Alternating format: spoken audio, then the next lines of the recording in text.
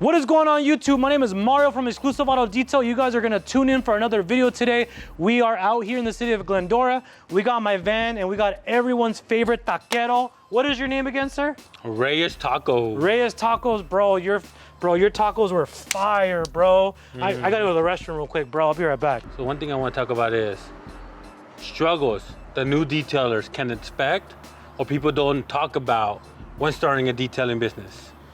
Whew, man. I mean, I don't think it has to be a new detailer, because I deal with this myself. I think right now a struggle that I'm having is like personal time.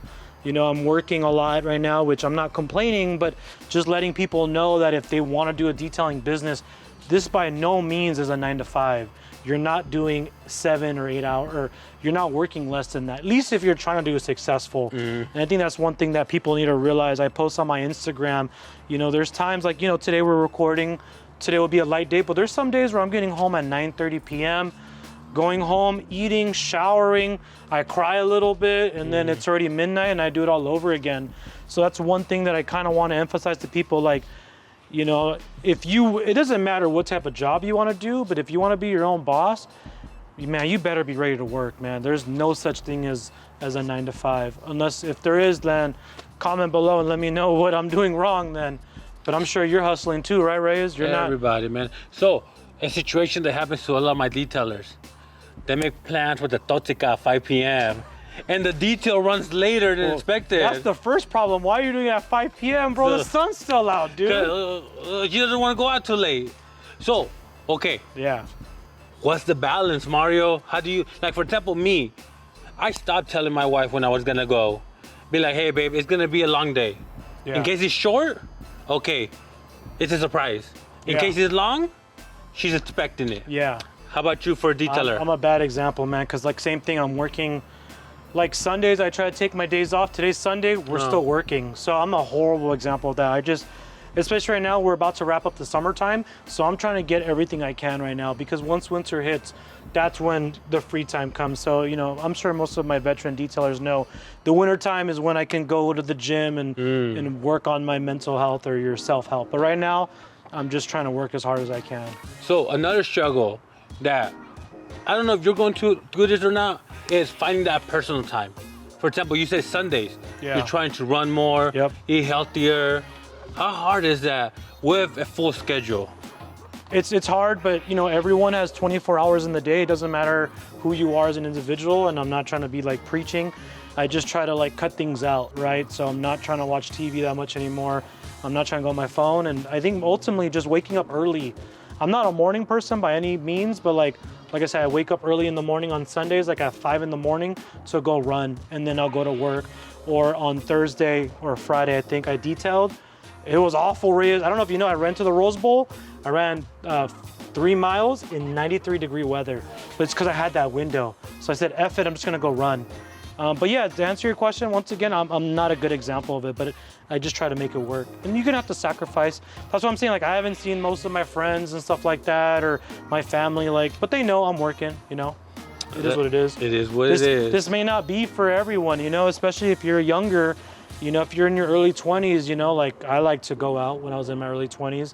But yeah, sorry if it seems like a depressing video, but I'm just trying to be honest to people. I don't know. They gotta hear it, man. They gotta hear it. Yeah, I just feel like social media, like what I see on Instagram now is like all these people talking about how much money they make or sign up to my course and stuff like that, which is probably true, but it's like, I want people to see the other side, and I wish you're with me all the time to record what time I get home and I'm doing, you know, the towels and I'm preparing the bottles for the day before, or going home, going to the gas station to get gas for the next day, and it wears on, you know, people. But I have a goal, and I want to hustle, and that's why I keep doing what I'm doing. So another thing that a lot of people don't talk about is not only the insecurity of running your own business, there's a lot of things that pop up.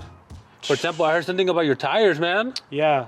I mean, thank God my tires didn't pop, but they're running low. So that's one thing you got to consider in these businesses. Like, you're running your own business, things are going to break or things are going to go out. So within the last literally 2 months, this little window, which kind of sucks, my door handle broke, my window regulator going up and down broke. I replaced tires, I replaced my brakes, and I fixed my AC. How much you pay for brakes? Brakes, my friend does it for me. So materials about $70, and then I wash my homie's car. So shout out to Wayne, I appreciate it. But I'm assuming maybe labor costs would have been maybe $200. Oh, that's too good. I need new brakes myself. You can hit him up. He's not that far from. He's in San Bernardino. But you say he does it himself? Does it himself in his garage. Yeah, he's a mechanic. I don't trust that. Okay, well, he does all my cars, but okay. Dang. All right, but yeah, so you know the brakes, this and that, it could get expensive. Yeah, and then knock on wood, I haven't had anything like mechanically gone wrong, but I've seen in the summertime people hoses pop, and that's actually really bad because now you have to stop what you're doing, go to a detail store, hopefully they have the hose, and hopefully you have time to install it, and then you got to go back out. Versus the tires, a different story. I know it's wearing out, so it's just a matter of me reminding myself I got to save money to the side. When things pop or break on the job site, your pressure washer, your generator, that's when things get stressful. But hopefully if you're calm and collected and communicate to the customer, hi, I'm sorry this happened, or let's say your pressure washer goes out, hopefully you're at a job site at a house, you got to use the garden hose and make it work. So you got to be adjustable to that. There you go. What has been one of your biggest expenses so far? Gas. Unexpected expenses. Oh, unexpected. Unexpected expenses. I wouldn't say it was unexpected though, but maybe the air conditioning or I did the transmission fluid. A lot of people have like the Ford Express and the NV200s and their transmission brakes because of the weight of the vehicle. So I just did a maintenance on it. It was like $400 or $500, but it wasn't unexpected. It's just something I knew, but I wasn't ready for that price tag. But no, man, Reyes, to be honest, man, knock on wood or plastic, I haven't had any major things break on me, but I'm also maintaining the vehicle as best as I can. Got it. Now, last question is, winter's right around the corner. What's the game plan? What's the mentality to survive winter? Because it's gonna slow down. How bad does it slow down?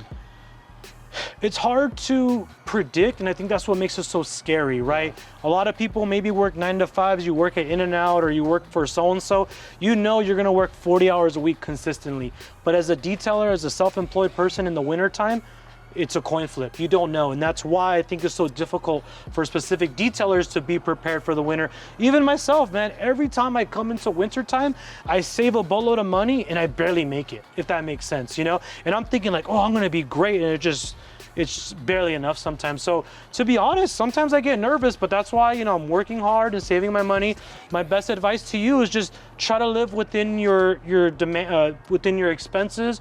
Maybe cut down going out with the friends or going out to dinner, and then maybe just doing things are not expensive. Like I love to go to the gym. So guess what? I have my gym membership paid for. So I'm gonna go to the gym and maybe stay home and watch TV on whatever Tubi or whatever's on there.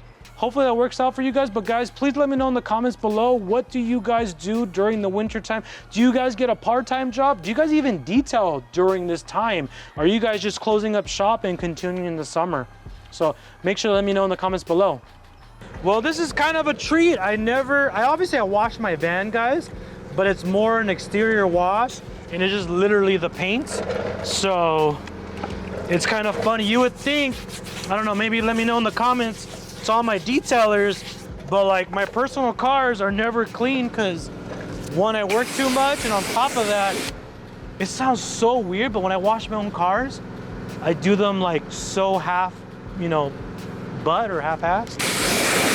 But when it comes to a customer car, never. So I don't know, let me know in the comments, like to all my detailers or anybody, when you wash your own car, are you doing it as if it was a customer's car?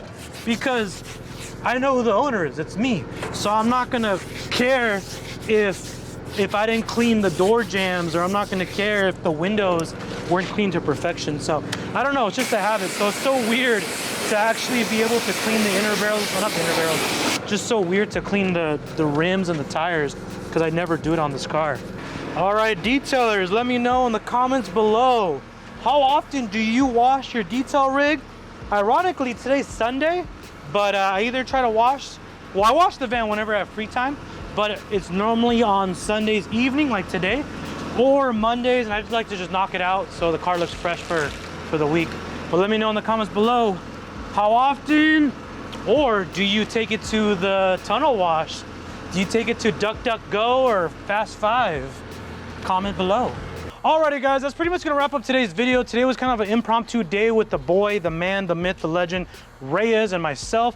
We went in and just talked about some of the issues that maybe people don't know about starting their detailing business. Washing my van, man, it feels kind of weird. I don't really do an in-depth wash, but now it's all ready for the work week. But if you guys are liking what you guys see, from the bottom of my heart and the bottom of Reyes' heart, if you guys could please spread awareness or spread this out to someone that would be interested in the video. Other than that, you guys have a good day. Peace out.